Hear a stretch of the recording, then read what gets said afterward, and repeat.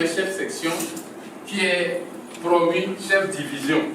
Si les indemnités ne sont pas les mêmes, ça veut dire que son indemnité de chef division va augmenter.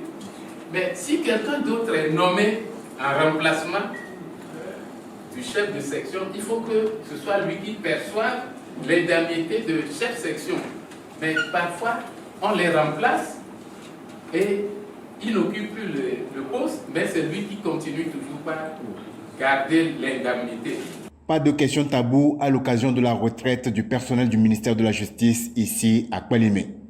La formation est axée sur l'éthique, la déontologie et le civisme avec pour objectif de leur inculquer un nouvel esprit afin de parvenir à une meilleure productivité, performance et qualité dans la prestation du service public de la justice. Le personnel du ministère de la Justice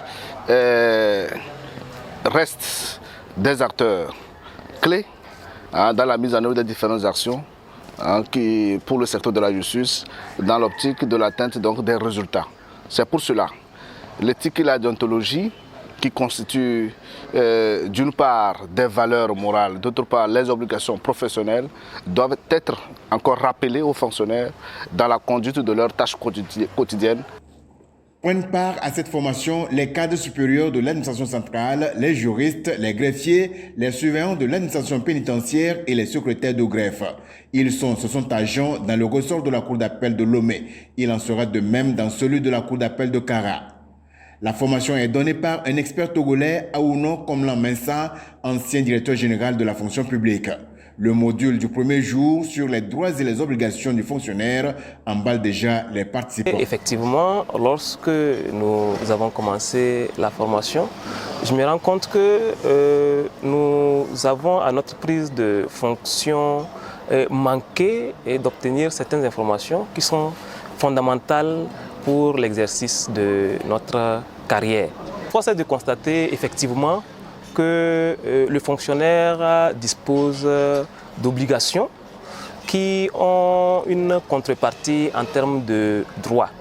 Et ces obligations qui ont été détaillées aujourd'hui nous font comprendre que certaines obligations, notamment les obligations de réserve, le secret professionnel, l'obligation de service effectif sont entre autres des valeurs que le fonctionnaire doit pouvoir observer afin d'être en phase avec les fonctions qu'il occupe. Le secrétaire général Missité Komlan Aourou, représentant du ministre de la Justice, s'est félicité de l'initiative et du contenu des 8 modules au programme de ce séminaire.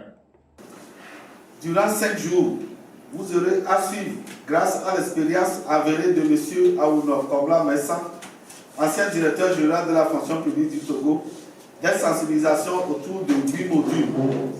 Cette démarche rentre dans la droite ligne de la vision du chef de l'État, son Excellence M. Faure Sozima Gnassingbé, qui a mis au cœur de sa politique l'urgente nécessité de renforcer les capacités des agents de l'État dans un contexte de gestion axé sur les résultats et la recherche permanente de la satisfaction de l'usager des services publics. Les magistrats, autres personnels du ministère de la Justice n'ont aucune raison d'être jaloux. Leur formation sur les mêmes thématiques aura lieu aussi dans les 2 cours d'appel du Togo.